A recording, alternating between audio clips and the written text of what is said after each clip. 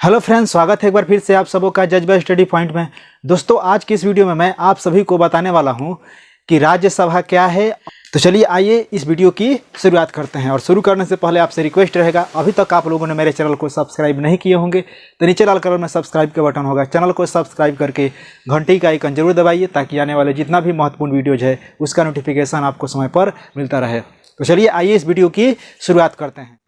देखिए, राज्यसभा समझने के लिए सबसे पहले आप सभी को समझना पड़ेगा संसद भवन के बारे में। संसद क्या है? तो संसद देश को चलाने का एक घर है। समझिए कि जिस प्रकार घर चलाया जाता है ना, उसी प्रकार देश को चलाने का एक घर है जिसका नाम है संसद।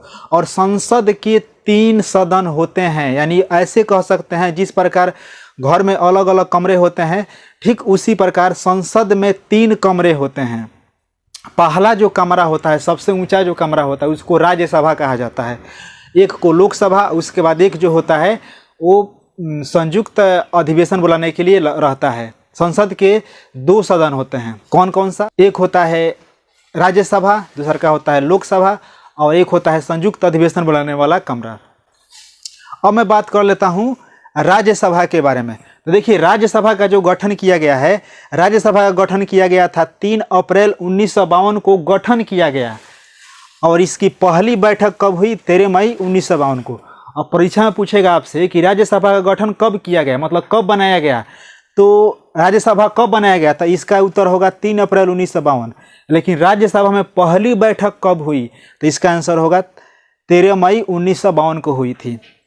अब देखिए, राज्यसभा के सीटों की अगर हम बात करें तो राज्यसभा के सीटों की संख्या 250 हो सकती है, अधिकतम 250 हो सकती है नहीं अभी, लेकिन वर्तमान में इसकी संख्या की बात करें तो 245 है।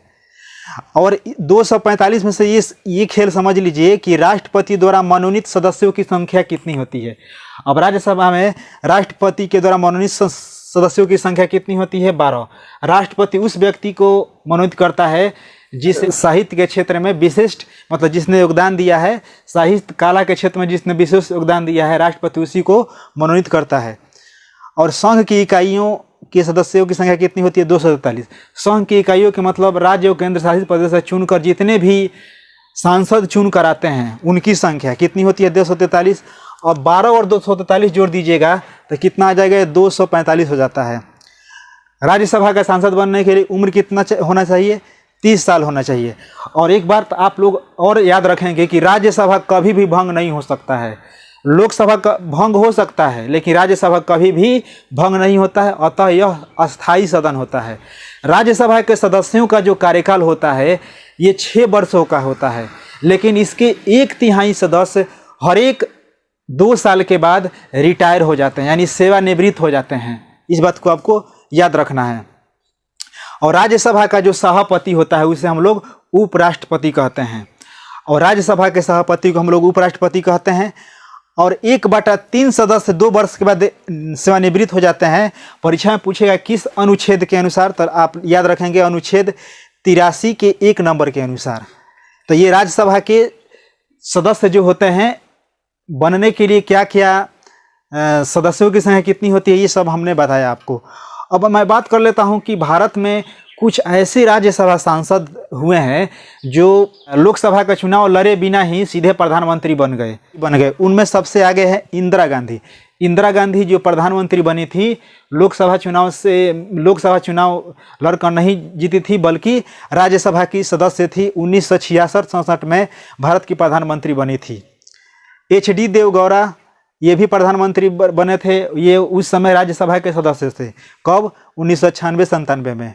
IK गुजराल भी बने थे 1997-98 में, ये भी राज्यसभा के सदस्य थे। और डॉक्टर मनमोहन सिंह को सभी लोग जानते ही हैं। मोदी जी के पहले डॉक्टर मनमोहन सिंह ही प्रधानमंत्री थे। कब से कब तक? तो 2004 से 14 तक डॉक्टर मनमोहन सिंह प्रधानमंत्री रहे, जो कि लोकसभा चुनाव लड़कर नहीं बल्कि राज्यसभा के सांसद थे। अब राज्यसभा आपको समझ में आ गया होगा कि संसद का ऊपरी सदन होता है और इसका जो कार्यकाल होता है 6 वर्षों का होता है। इसका कभी विघटन नहीं होता है, लेकिन इसके 1/3 सदस्य हर एक 2 साल के बाद सेवानिवृत्त हो जाते हैं। आपसे परीक्षा में एक और प्रश्न पूछ देगा कि राज्यसभा का गठन किस संविधान के किस अनुच्छेद में किया गया है? तो राज्यसभा का गठन संविधान के अनुच्छेद 80 में किया गया है। अब देखिए संविधान में जितने भी अनुच्छेद हैं इस सब के बारे में बेहद जानना जरूरी है, क्योंकि परीक्षा में इससे भी प्रश्न पूछता है। अब कुछ सवाल उठता है कि संविधान क्या है? तो संविधान देश चलाने वाला एक किताब है। सरल भाषा में समझ लीजिए कि देश को जिस विधि से चलाया जाता है, जिस पुस्तक से चलाया जाता है, उसी का नाम है संविधान। संविधान के अनुसार देश चलाया जाता है।